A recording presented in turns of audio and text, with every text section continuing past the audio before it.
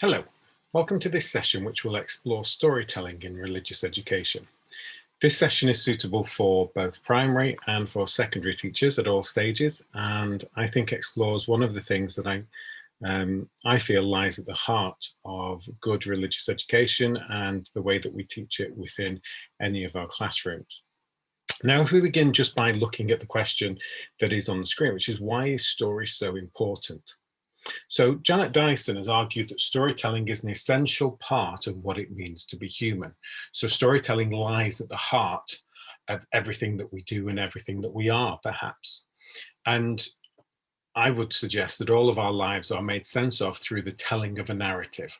So this isn't just about storybooks, this is about the way that we communicate with one another. So if I think about the way that I teach, if I think about the way that I interact with other people, and the way that other people interact with me, oftentimes that is through the sharing of a narrative. So, for example, at the end of a day, my youngest daughter may come home from school and we ask her the question, well, what was important? What happened at school today? And she won't do a narrative, mainly because she's a teenager, but she won't do a narrative from 8:30 till 3 o'clock. What she will do is she will pick certain things to talk to us about, whether that was what happened in a lesson or about the interrelationships between some of the friends that she has. So what that will tell us is what is important about the day to Martha. And that will be a really interesting insight into what she considers to be important and what are some of the things that she doesn't. Now, that doesn't mean that she might not hide things and everything else, but it just illustrates a point that really storytelling helps us make sense of the things that have happened in a day. And as we tell them to other people, they help us get our heads around them a little bit as well. But stories are also a defining characteristic of relationships, and in some ways define our relationship to other people and kind of what is important within those relationships. So if I use as a, for example, I have a brother who's about a year older than I am.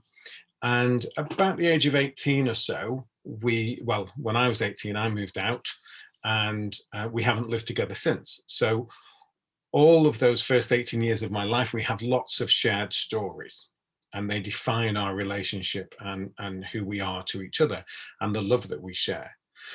So some of those involve perhaps nearly burning down a house or what else? Kind of jumping off a wall, pretending I was Superman, all different kinds of things that we're able to talk about with each other. And some of them involve the first time that I was able to perhaps win in a fight, obviously a play fight, or put my foot through a door. So all of those stories are there and they define our relationship. What's interesting is that our lives have diverged somewhat, so we don't see each other very often. But when we do, we have a discussion, and I think my wife and children and his wife and children are bored of the same stories, which are those stories that I've perhaps just shared with you, which define our relationship because they give us a shared history. And if we think about our relationships with various groups of friends, so whether they are university friends or whether they are school friends or friends from a certain place, essentially, those relationships are defined by the stories that are shared as well. And if there is someone who is new that comes into that friendship group or that family group, then they begin to be initiated by the sharing of stories. And so, I mean, I've not even talked about religion yet, and I will talk about that later, but it is about making sense of who we are in relation to ourselves and in relation to others. And they can help us in some ways experience things that perhaps we are not there for. And I'll talk about a little bit more about that as we move forwards. Now, Philip Pullman, who I think many of you will be aware of, he talks about this and he says stories are vital. There's more wisdom in a story than in volumes of philosophy. And there's a hunger for stories in all of us. Children know they need them and go for them with a passion. But all of us adults need them too. All of us, that is, except those limp and jaded people who think they are too grown up to need them. Now, there's lots of things perhaps we can pull apart with the things that Philip Pullman is saying, and but I really resonate, or it really resonates with me because um, there's lots of things that I read, both in terms of my own religious faith, my own job, and everything else. So there's always lots of different books on the go in my life. However, there's always a novel as well. So, for example, at the moment, I'm reading some Star Wars stuff. It's not the most intellectually stimulating or challenging, but that's not the point. It's a story that enables me to kind of break free from reality for a time and to kind of relax. And those stories are helpful in a number of ways, which I'll explore. So it's not just about escapism, but it's about the lessons that those stories can teach to us as well. And children know they need those stories, and they're fully engaged in those stories. But sometimes, as Pullman suggests, maybe we as adults are reticent to explore them and use them and kind of see them as a frivolity that we kind of don't have time for, and we should have left behind at some other point. So that's really interesting, and maybe something for us to consider, that really stories are vital for adults as well as for children. And this is something that I suppose an issue that I have with this quote that's on here, because I will also suggest that storytelling, whatever we're teaching and whatever children are learning, um, is central to learning and teaching as well. And so this quote from the storytelling aspects of narrative suggests that story is central to learning. It helps children to understand themselves and their world, giving shape and meaning to their experiences, organizing their ideas, and structuring their thinking, and ultimately their writing. Now, the issue that I have with this quote is that it's not just children. It enables us as adults as well. It enables all people, because it's a universal genre technique that is used to help us give shape and meaning to our experiences. It helps us understand ourselves. It helps us understand our place in the world as well. And carries on, different cultures and communities make different use of stories, but storytelling and thinking through story remain universal human competencies. So this is something that we can't not use. Essentially, we have to kind of use this as we explore all aspects of who we are and our teaching as well. Now, I suppose my background to an extent is some of the areas that I've researched and studied is to do with interfaith encounter. And one of the things that I talk about a lot is a transformational third space, which is when I am talking to someone of a different faith, there is a space between us that is holy, that is transformative.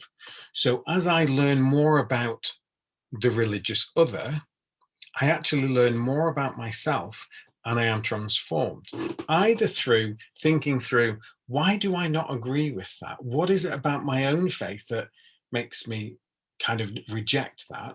Or is there something that I'm listening to and talking about that can help transform who I am as a religious person? So, against that background, I think that is also the same when we engage in any type of relationship. And one of those relationships is with the story that we encounter as well, and the story that we read. And I suggest here that engaging with story in all its forms is potentially transformative. So what in genuine encounter, and that's really key, in genuine encounter with story, people can develop understandings not previously considered, as they're open to learn from what they experience.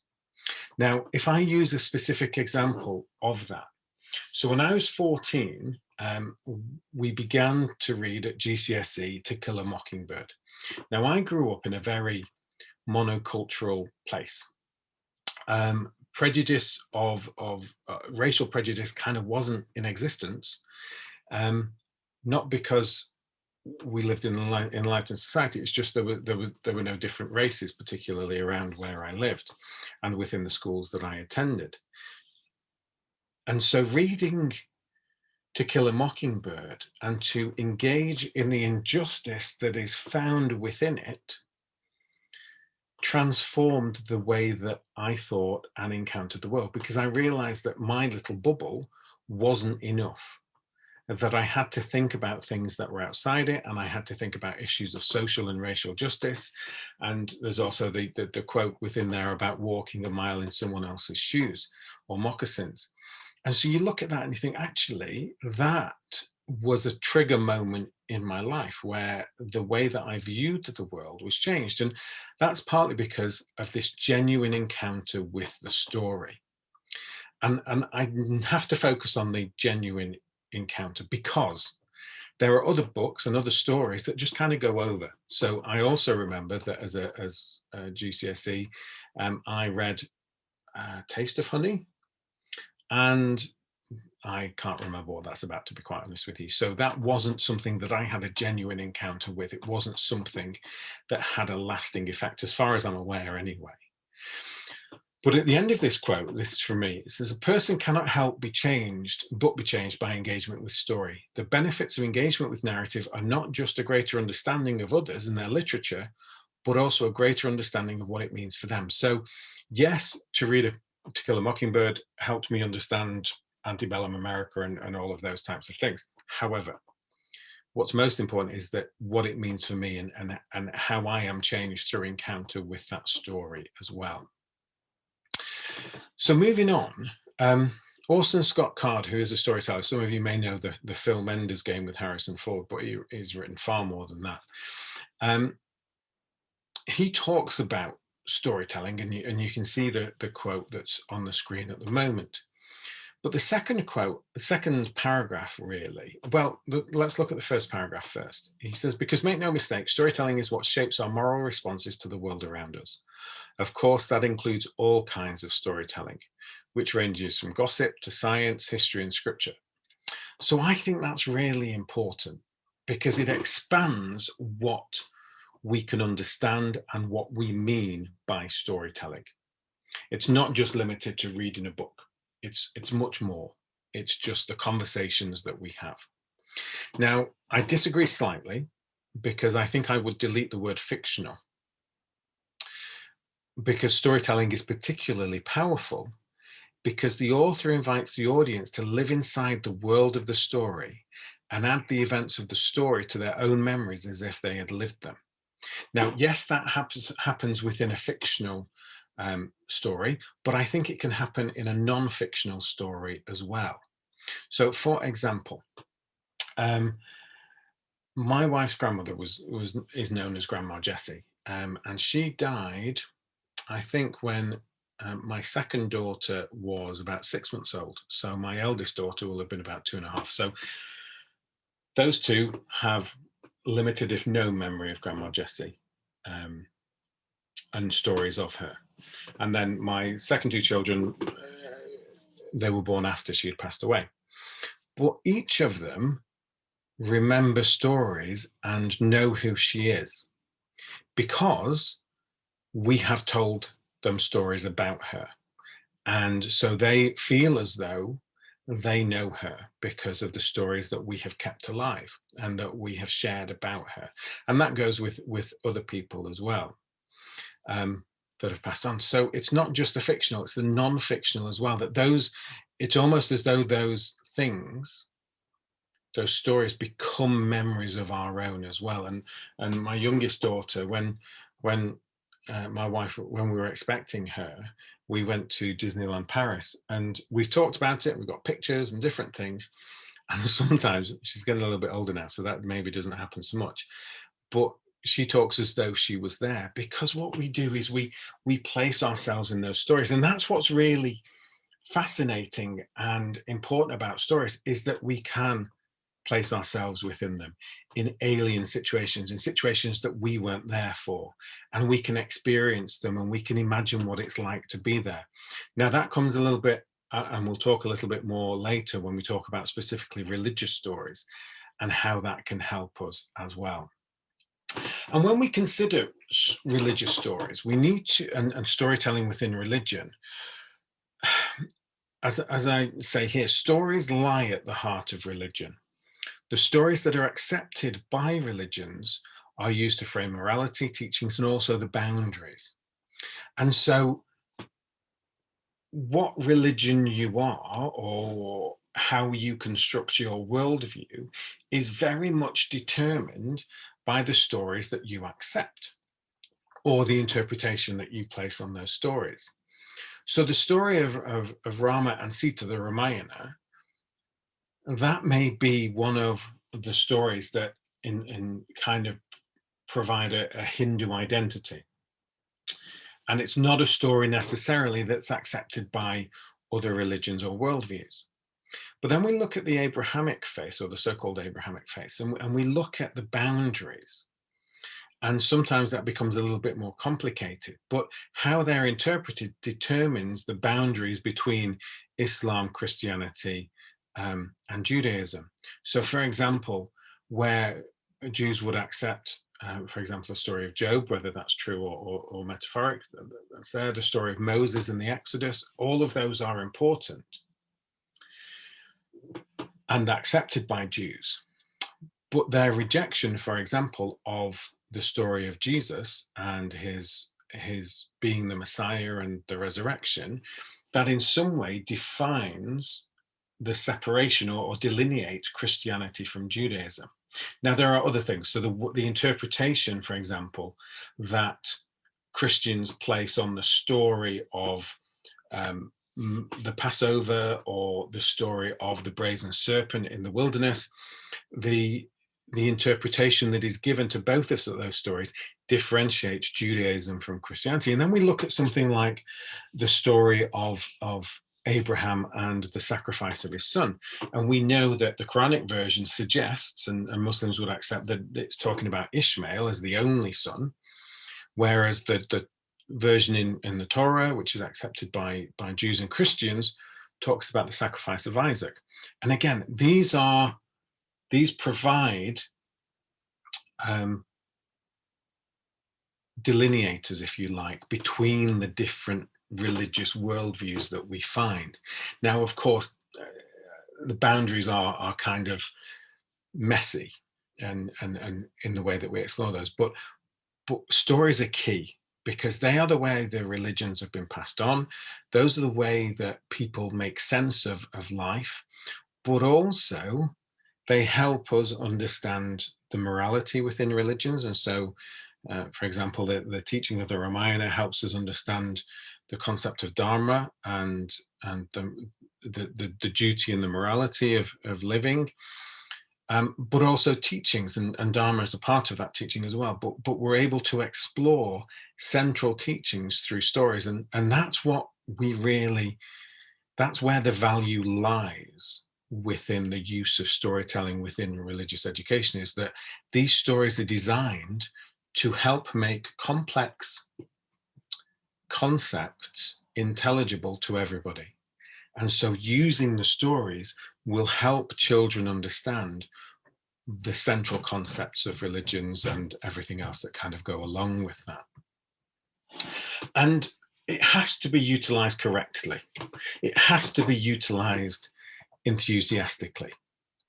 Because it's interesting, I had a student a number of years ago who was trying to explore the use of media and the use of video in particular in storytelling, and everything failed. And so she ended up using just storytelling and instead of the video, because she was thinking the video would work so much better. But actually, she found children engaged more when she told the story and asked questions. And Viv Banfield suggests that storytelling is an oral activity that enables pupils at all level ability in reading to participate. It promotes listening skills, builds confidence, as well as thinking skills. And so it's an inclusive tool. Storytelling is something that all children can access. Now, this isn't reading a story, though that is important, and the use of story incorporates that. But sometimes we're talking about actually the teacher telling that story. And what Robin Mello suggests that the link that connects the learner with both interpersonal and intrapersonal realms, therefore narratives are found to be seminally important to the learning and development of children. It's about how we relate to others and how we relate to ourselves. But it also suggests that we expose the audience to the culture of the story, its language and heritage. And so it helps us understand and break down barriers if we use storytelling. And in my book, Religious Education in the Secondary School, I suggest 5 bridges. And these bridges are designed to help students, to help pupils kind of understand what we're talking about and what we want them to learn. And the first bridge is to build that bridge with pupils' own experiences. And so we will use everyday kind of objects or everyday kind of concepts to build understanding of religious concepts. Now, John Hammond, I think I can steal a little bit of what he said to utilize this. And he talks about how they can act as storytelling, can act as bridges between the world of religion and the experience of the student. And I think when I wrote my book, I was thinking, well, actually, we're just talking about concepts. But actually, linking this with storytelling, it's ways of knowing or ways of understanding that also can provide that bridge. So because storytelling is something that children are used to, because of their interpersonal relationships and because of the way that they talk to one another, it utilizes a familiar framework, it uses archetypal models, but it builds a bridge. So it's a way of learning that they are familiar with and is accessible to all people. And as Guptara suggests here, stories are powerful things. They take you into new worlds full of new sights and sounds and smells and feelings. In these new worlds, things may be done quite differently from the way they are done at home or at school. People in story worlds may value and believe in different things from you, but you can live in that different world as long as the story lasts. You learn a lot and enjoy yourself too. And I love this quote. But as I think about it, sometimes I think in RE, what we're focused on is the stories of religion. So the story of the Passover, the story of Jesus's baptism, the Ramayana, the enlightenment of the Buddha, the Guru Nanak's river experience, and kind of Muhammad's cave experience, and all of those things. Yes, very much so. We use them, and they do exactly what Guptara suggests. So that's great, wonderful.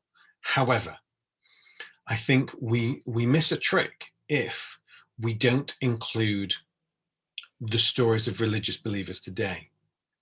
And those are the way people live. Now, I've recently, over the last year, used a book called Once Upon an Eid, which is the description of how Eid is celebrated by about 15 people around the world. And those stories are incredibly interesting, and they're modern, and they help us understand the lived reality of religion for people today and the different ways that Eid is celebrated, whether it's Eid al-Adha or Eid al-Fitr. It just explores Eid.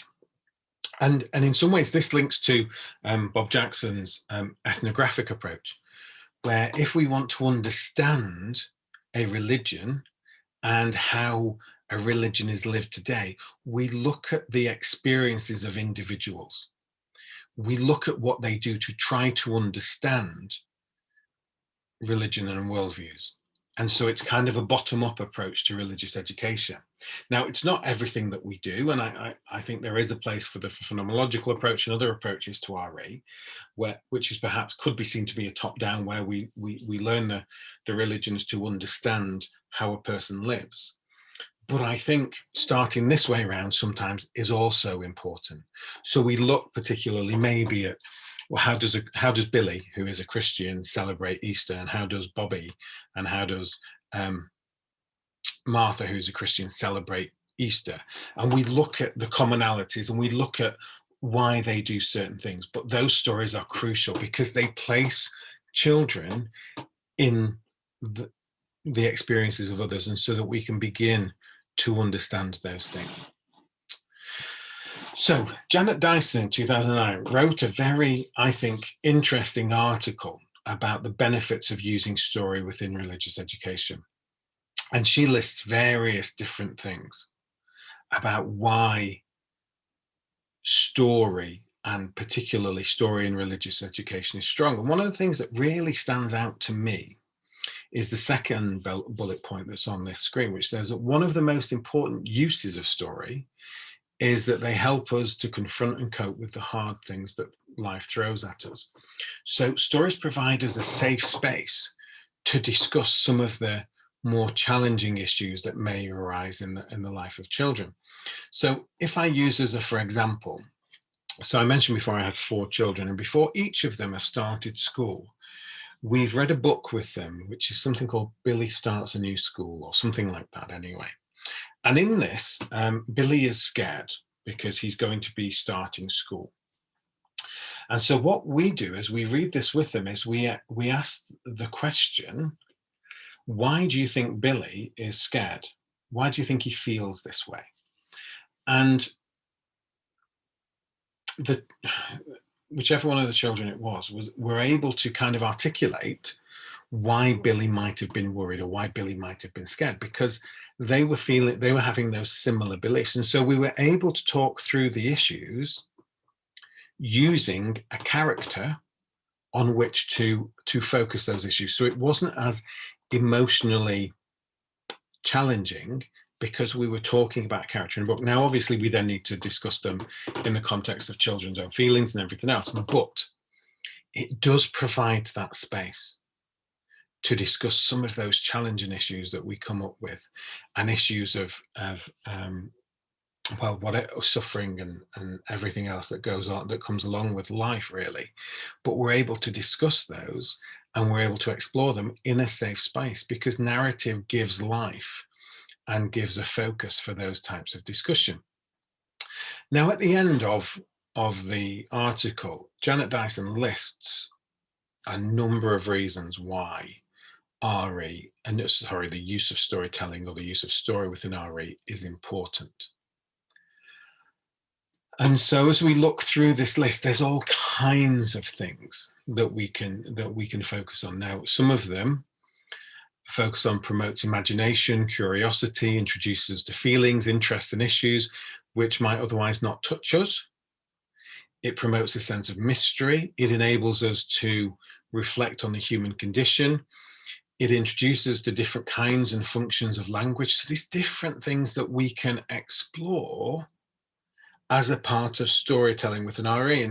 And she shares an example within the story of there was a dramatization on the television of the Ramayana in India, and whole towns and villages came to a standstill to watch this dramatization. Now, I suppose within my lifetime, similar examples in kind of Britain would have been Who Shot JR, and other things like that. And what's interesting is that stories can build a sense of community, but they can also sometimes be used to place people on the outside. So without going into issues of therapy for me, so as a child, I wasn't allowed to watch Grange Hill. I think my mum was very scared that I would copy some of the behaviours that were going on in Grange Hill. Now, this was problematic for me because everybody else watched it. And so on a Tuesday or Wednesday, whenever it was, the day after that Grange Hill had been on, I felt very much outside of the discussion. So storytelling can unite, but it can also exclude. So it's interesting, and I'll stop that line of therapy now, I guess. But it's just interesting to reflect on all of the positive things that come through a use of story. Now, Julie Grove, a number of years ago, did a storytelling workshop on Teachers TV. And there were a number of different things within that video that I think caused me to think. One of them was she used a story candle. And this candle was only used with religious stories. And it was to highlight that this story was different. So it wasn't the Gruffalo. It wasn't, I know, Billy Starts a New School. It was actually a story that had meaning and sacred meaning to people.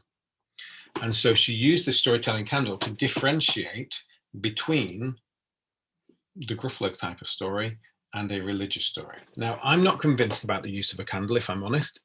It's a bit too religious for me, but I do recognize the importance of helping children understand that these stories are different because they have special and sacred meaning to certain groups of people. And so whenever we do use storytelling and tell stories, we need to be able to differentiate. But she also raises a point that it's always better to tell a story than to read a story. And part of that is because of the way that we can engage the audience or the children, or that we can be more expressive and different kinds of things. And sometimes I think the suggestion is if we use a storybook, and so we read the story, we can be focused very much on the story and what's in front of us rather than engaging. I do think she has a point, but I also think that we can tell a story using the storybook as effectively. And so we might still be reliant on the text, but if we know it well enough, we're able to. Now, I'm in the fortunate position, I've been teaching now for over 25 years. And so there are certain stories that I know very well, and so can just reel off at the drop of a hat. But there are other stories that I come across perhaps that I'm not confident enough to just tell off the top of my head. And so I need to use some kind of stimulus material, whether it's images or whether it's actually the story itself, to share that story. So it's something to think about, but it's about ensuring that whatever story we are reading or telling, that we are familiar with it, that we have read it before. And I'll come on to why that might be a little bit more important later. Now, I'm going to use an example and just kind of focus a little bit. And this is going to be difficult because normally I would have a foil or someone to help with this. So I went into a school a couple of years ago, and my favorite story is The Good Samaritan. I think it has all kinds of things within it. And I heard this story, and essentially the teacher said, okay, we're going to learn about parables today. And one of those parables that we're going to look at is the Good Samaritan. And in this story, a Jewish man is walking from Jerusalem to Jericho, and he's jumped by some robbers and he's left for dead in the gutter.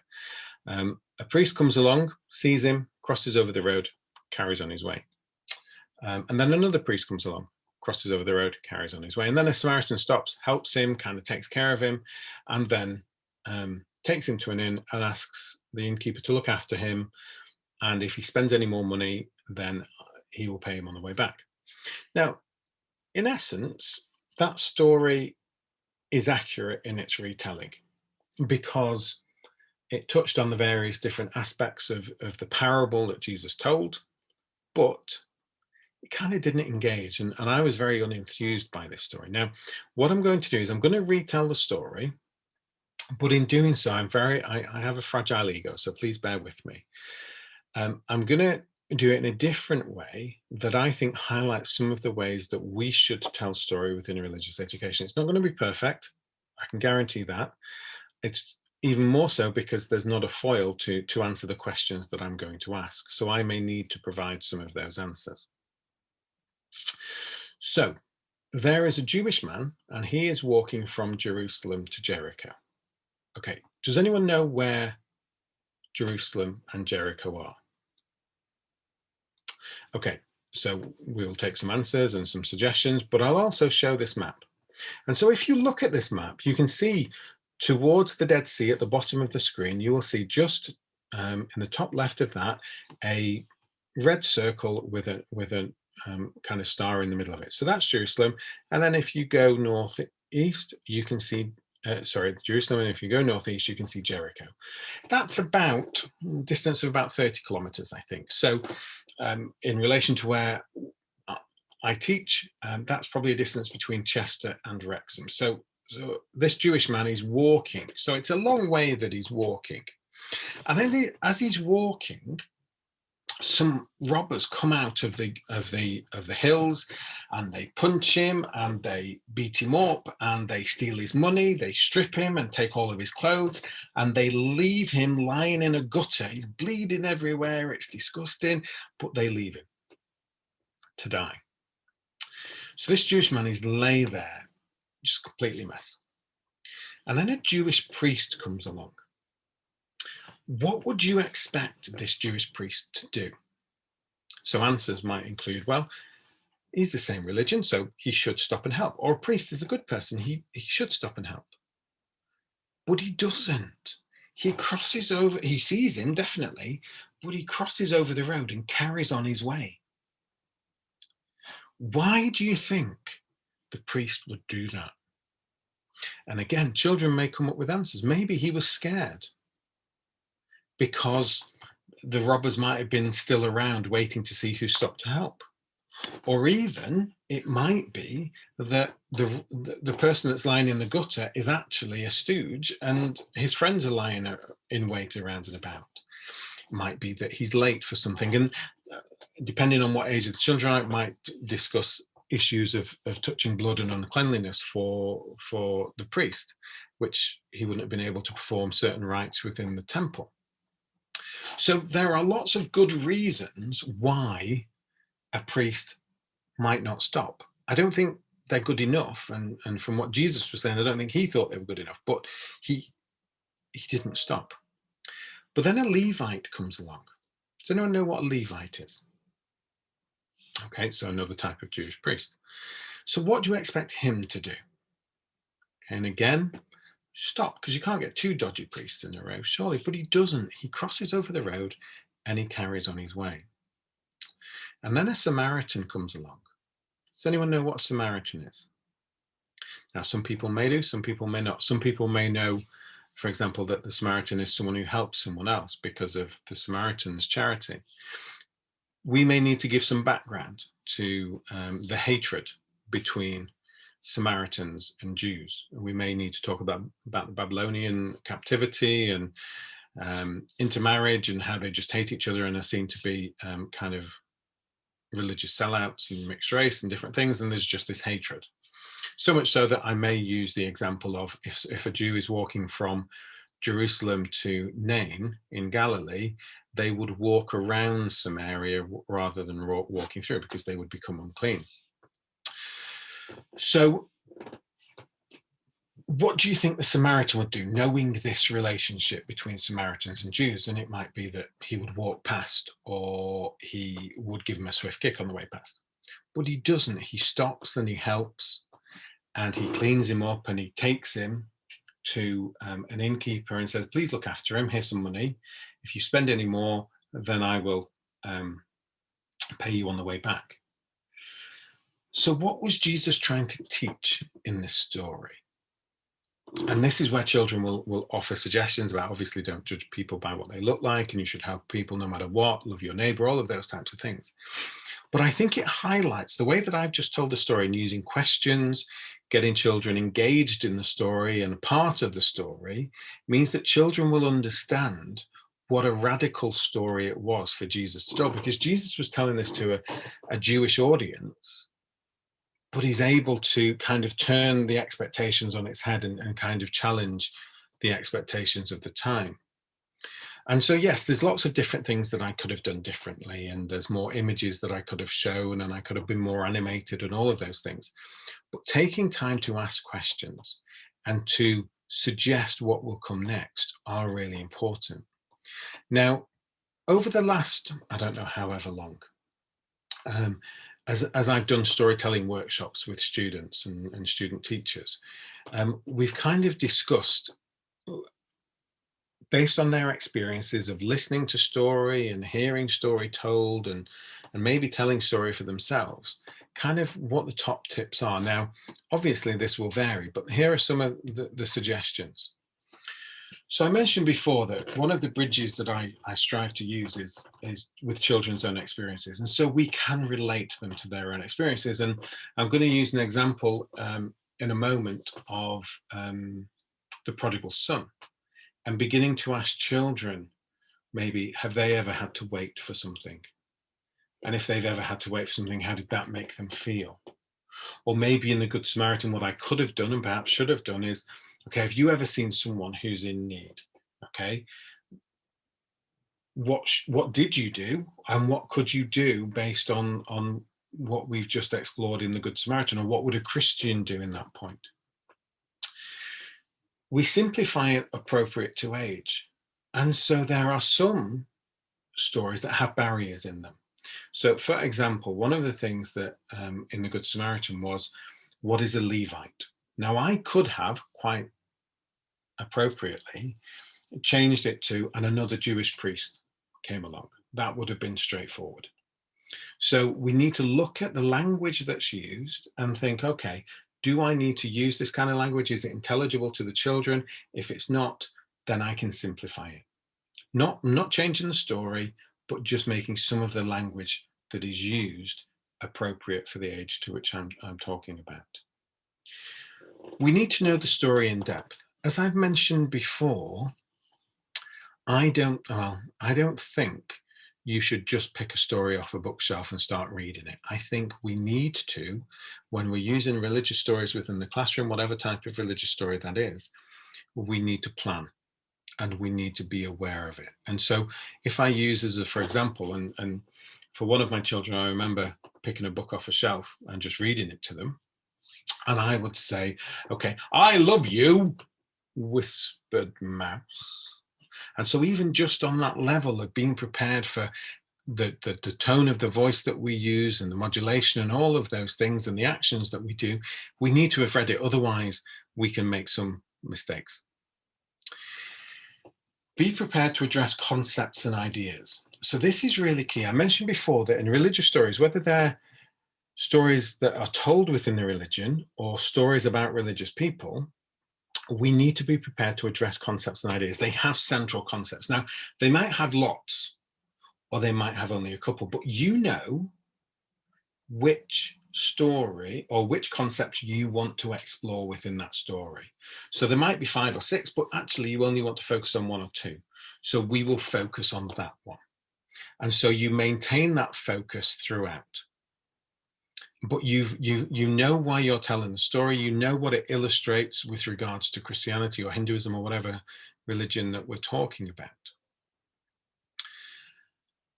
Later on it says keep the theme coherent, and that's really important as well, because what we do is we focus on that concept, and we make sure that all of the questions that we ask and the way that we tell a story focus on those concepts as well.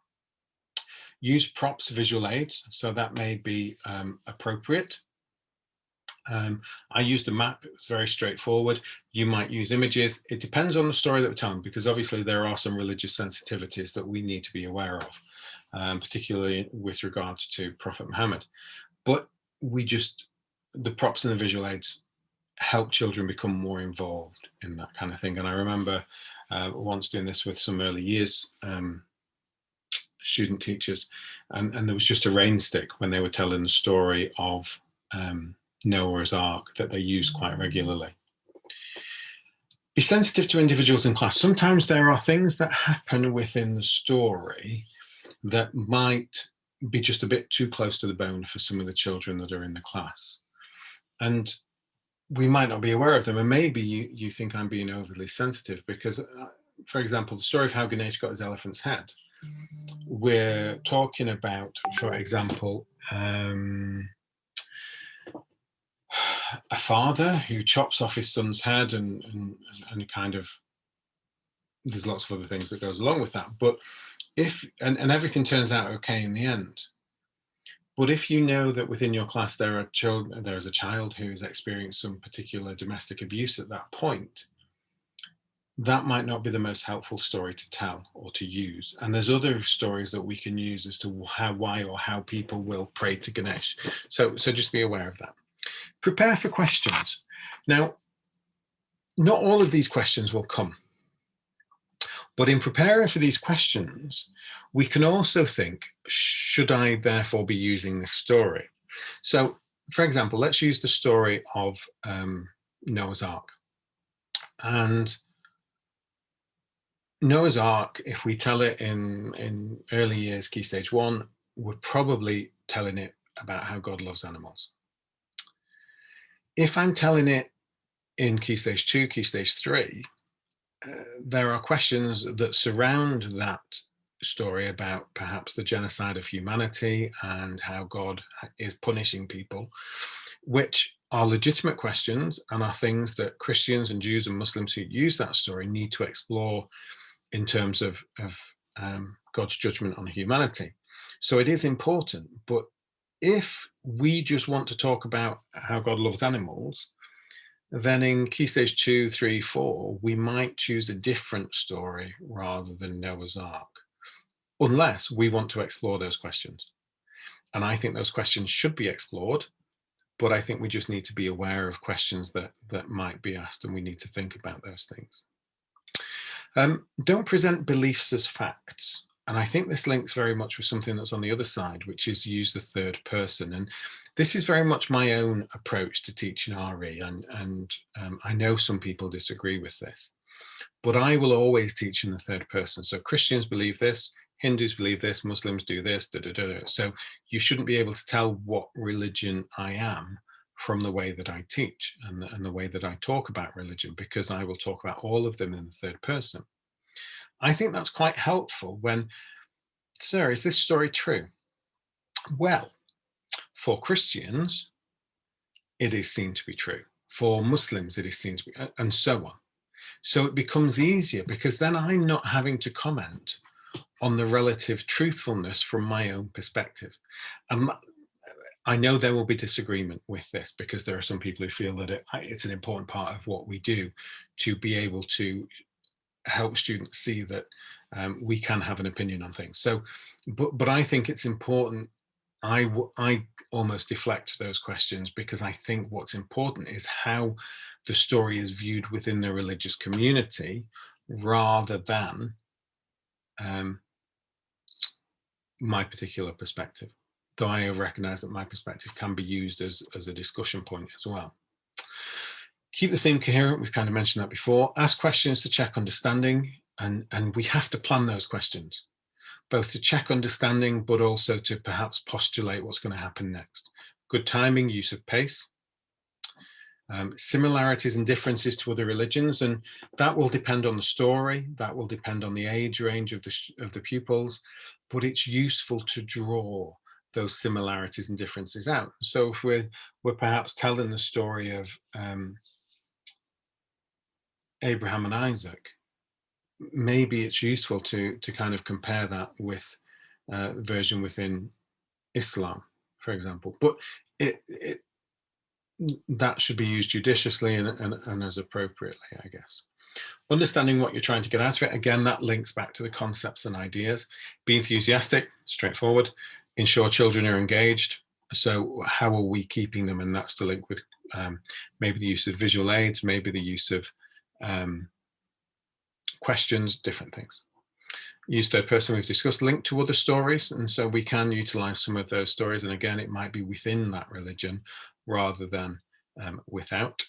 Check language and ways to understand, so again that links to simplifying and appropriate to age. Modulate voice and expression, I've talked about that already. We know that teaching is a stage, is an act, so how are we portraying the story? Time for discussion and reflection. So let's talk about the story. What can we learn from it?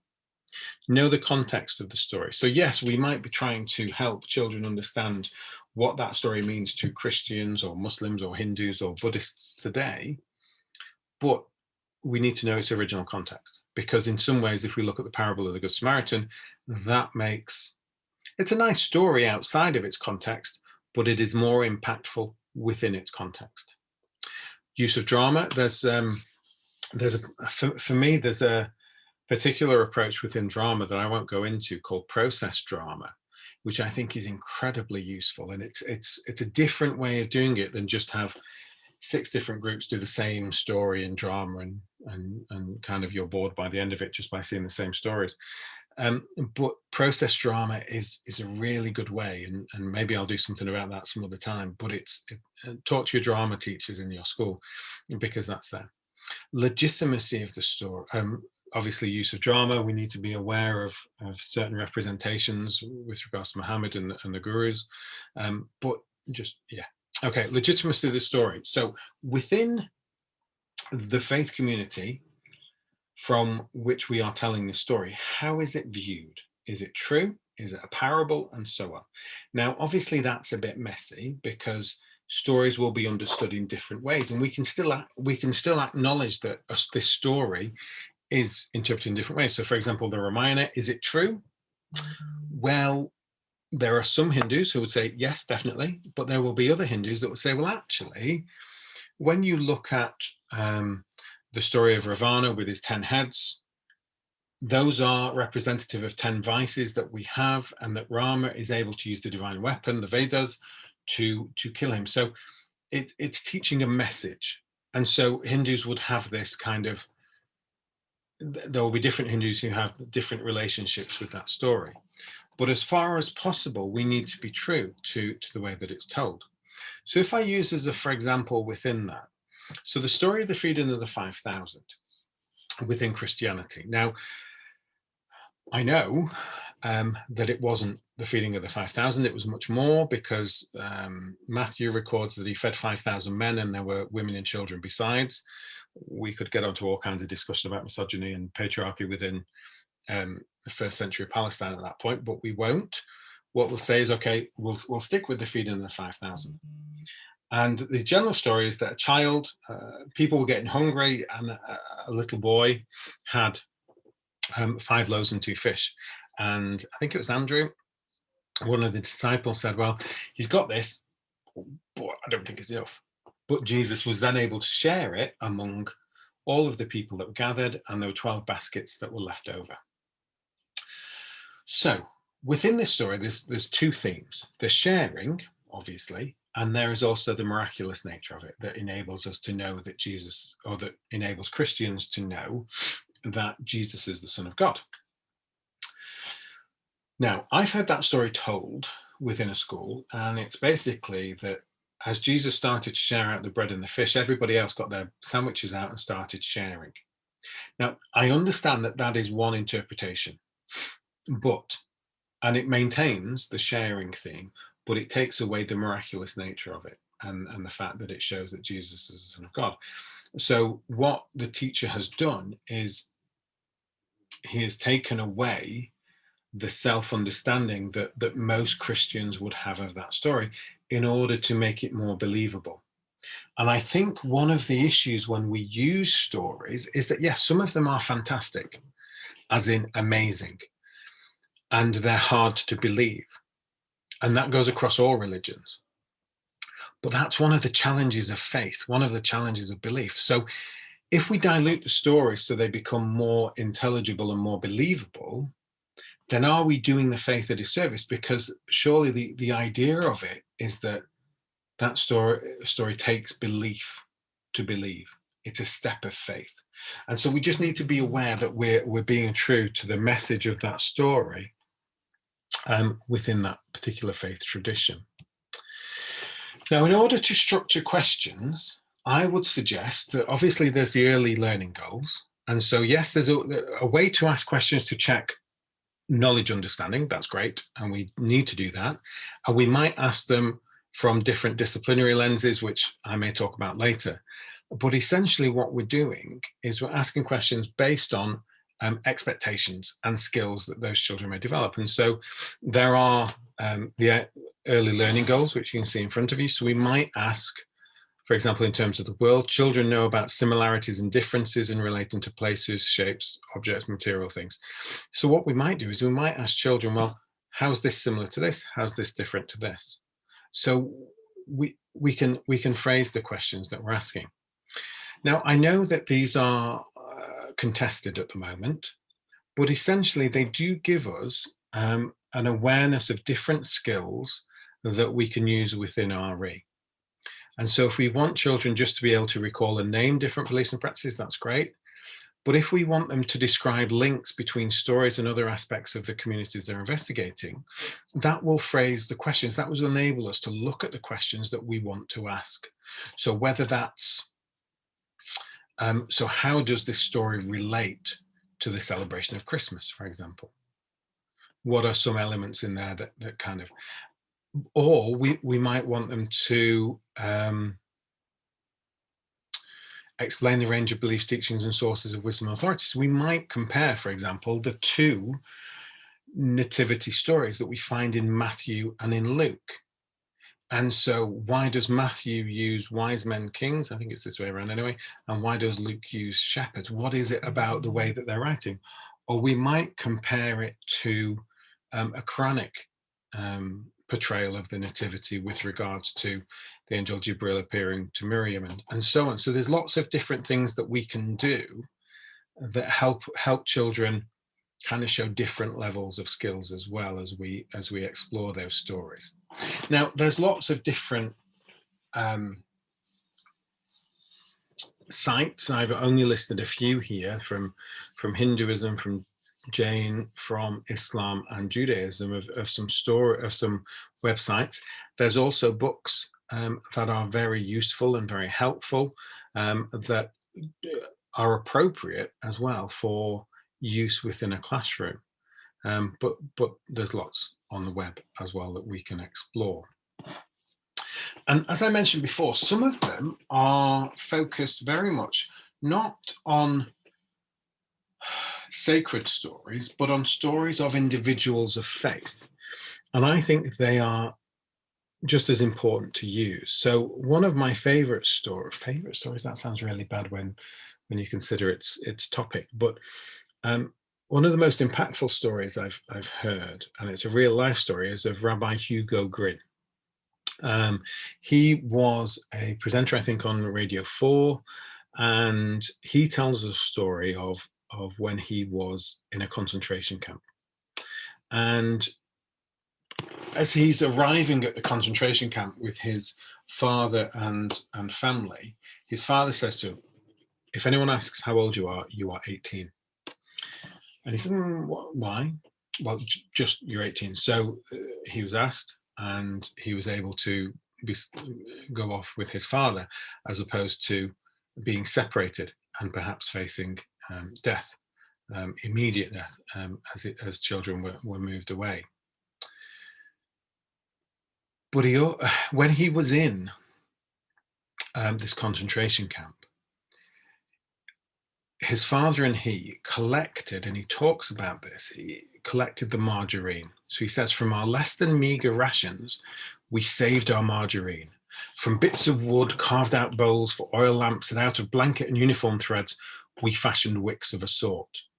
And this was all in preparation for Hanukkah. Then on the first night of Hanukkah, in our crowded barrack room, the melted fat in its place, we sang the blessings about God's miraculous saving power. And then disaster. Margarine doesn't burn, it just fizzled out. So I can't imagine how Hugo and his father must have felt. They'd sacrificed so much. They were in a horrendous place, and they were kind of celebrating the freedom of the Jews from Antiochus and other things that were going on. And then he says, in my anger over precious and seemingly wasted calories, and the less than good-natured teasing of non-Jewish fellow prisoners, though I was then a middle-aged 14-year-old, I burst into tears. My father, who also saved his rations and whose idea the celebration was in the first place, and without whose support I would certainly not be alive to tell this tale, tried to comfort me. You and I, he said, have seen that it's possible to live as long as 3 weeks without food. We once lived 3 days without water, but you cannot live properly for 3 minutes without hope. There's so much that we can do with the story. One of the things that I find is that if we talk about the Holocaust within RE, we often default to the historical, which needs to be taught, definitely. But I think within RE, we need to leave that to history. But within RE, we need to be exploring the challenge of faith, the challenge to faith, the challenge to belief that this explored. And this story can lead us in so many different directions. So this isn't a religious story, but it's a story about religion. So it's important that we use those types of things. A couple of other books that have recently been published. Fauci's Thing Keeps Going. It's about the oldest person to ever run a marathon, and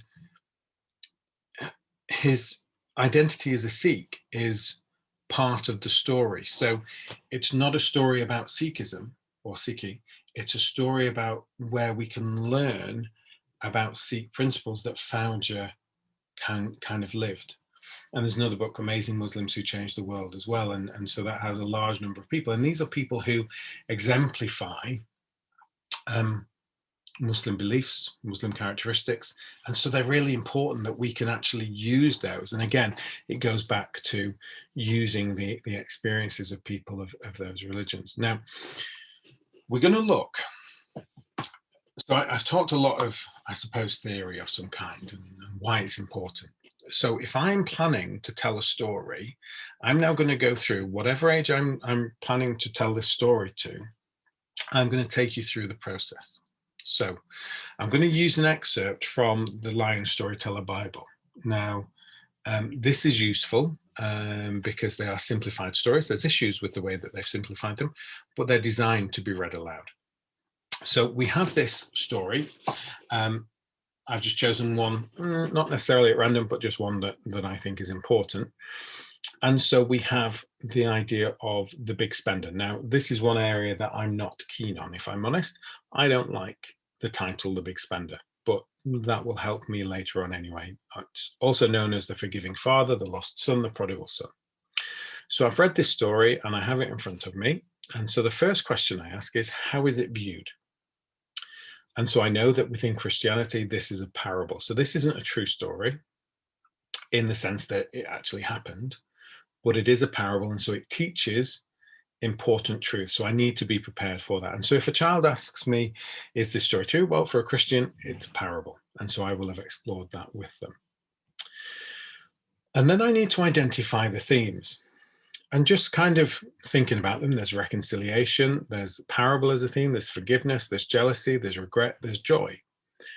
Now, it depends on the class, it depends on the theme, it depends on where I'm up to with things. What do I want to explore in terms of this story? And so it might be, in Key Stage 1, early years, it might be forgiveness, it might be jealousy. As I move higher up, I think the principle or the theme of concept of reconciliation is central to the Christian message. I think that may be something that I kind of explore a little bit more there, because it links very much with, from what I can see, the meta narrative of Christianity. What are some of the barriers? Now, the language isn't an issue because it's been simplified. So there's nothing in there that I need to change, but some of the barriers might be family leaving. So I need to be aware of that, because a son obviously runs away, or the younger brother runs away with money and everything else. Selfishness, feelings, and why might someone forget? Because children might have experienced a lack of forgiveness in things as well. So there are those barriers. Now, it doesn't mean we don't tell the story. It just means I'm prepared for them. So I know that questions might come up from the children about those things. So what do I have in place that will enable me to talk about those in a safe environment? So we just need to think about those, really. And then I think about questions. Now, sometimes when you have a storybook, it will give you the story, and then it will give you a big long list of questions that you're supposed to ask. I don't think that's the right way of doing it. I think we need to ask questions throughout. I don't think that's novel. I don't think that's innovative. I think it's just sensible. And I think it's what we do anyway. And there may be some questions that we ask at the end as well. So we look at the question. So why might the son want his money now? Have you ever had to wait for something? How does it feel? What do you think the father will say? So again, these speculative questions where children are thinking about what will happen. So the very day the son left home, money in his pocket and a big smile on his face, he didn't even say goodbye. So why did he do this? Or maybe it's, why did the father watch? So we could do that question for both of those. So then the young son kind of frittered away everything, and we asked the question, well, why is he lonely? And then, what do you think the father had been doing all this time? I suggest use this as a question. Every day he would go out to the roadside and watch. Why would the father do this? So then he comes home, there's this great reconciliation. How do you think his elder brother might feel? Do you think it's fair? Why? Just thinking about all of these things. What do you think Jesus was trying to teach in the parable? What might be a better title? I've already told you I don't like the title. What does this teach us about Christianity? So this is the process that we've gone through. We then need to think about the tasks that we want children to do. But we've gone through this story, and we've done it in a way that we've prepared, and that we're able to tell the story in a way that helps us get the theme across that we want, help children engage with the story, and just enable storytelling to work really effectively. Now I'm going to use a specific example now, just of the story of the prodigal son, and how the story itself helps us understand a central concept within Christianity. And so using this story helps us understand that. And so I'm just going to use the story of what I would see of reconciliation in the Christian meta-narrative. So I apologize for the illustrations, but this is Adam and Eve, and they are created and they're in a relationship with God. And they're able to see and talk to him according to the Genesis story. Now, this story for many Christians is metaphorical, but it's the idea that people are born in this relationship. And Adam and Eve are placed, or humanity, Adam and Eve are placed into the Garden of Eden. They're told to eat of every tree. Well, they can do whatever they want apart from eat of the fruit of the tree of knowledge of good and evil. And they do. And this causes a huge chasm between them, a huge split. And now again, did this happen? Well, from a Christian perspective, it's not as important as the fact that this shows, I suppose, the truth from a Christian perspective, that humans are separated by God because of the choices that they made. So you may see this somewhere else. You may see it with just one pit, but I've kind of used it, kind of appropriated it with two. And this is the idea that humanity is separated from God by two barriers, two pits. So humans are going to die, so they're not going to be able to live with God. And they're going to sin, so they're not going to be able to live with God. So humans can do nothing about this for themselves. Humans have, by their choices, placed themselves away from a relationship, or an enduring relationship with God. And if we think about the parable of the prodigal son, then that's exactly what the younger son did. So the Father God has to take initiative in this, because humanity cannot reconcile themselves. God has to reconcile them to him. And so the first barrier, after Jesus, obviously, Jesus comes down, and the way that God takes the initiative and reconciles is in the person of Jesus. And this is the idea that after his death, he was resurrected on the third day. And this enabled, for the most part, all humanity to be resurrected. Now, there's resurrection to heaven and resurrection to hell. So the resurrection of the just, the resurrection of the damned. So that's one interpretation, but everybody will be resurrected. Now, there is differences. So within Christianity, there are some who believe that everybody will be resurrected to salvation eventually, and we'll talk about that in a moment. And there are others, for example, Jehovah's Witnesses, who would say that not everybody is resurrected. Those who were not good and didn't accept Jesus will stay in a state of non-existence. But essentially, death is overcome through the resurrection of Jesus. Now, I know it's kind of historically the wrong way around, and maybe I should have kind of done the pits the other way, but it works better this way. So humans fall into the pit of sin, and everybody sins from a Christian worldview, and it's impossible for them to get out of this pit. And so Jesus provides the way out. He lowers a rope. Through his death on the cross, he pays the penalty for all people's sins, or he suffers on behalf of all of humanity so that all people can be forgiven. And all people need to do well, this is where some other discussions come in, but people need to grab on to that rope and maintain their hold on that rope. And so there's different interpretations of this. Some people say all you have to do is grab onto that rope, Jesus will pull you out, jobs are good, and so that's therefore people are saved through the grace of God. And that's a Christian perspective, and essentially just being saved, just accepting Jesus as Savior is the way to get out of that pit. Some Christians don't agree with that and think, okay, Jesus lowers the rope and then Christians have to climb it.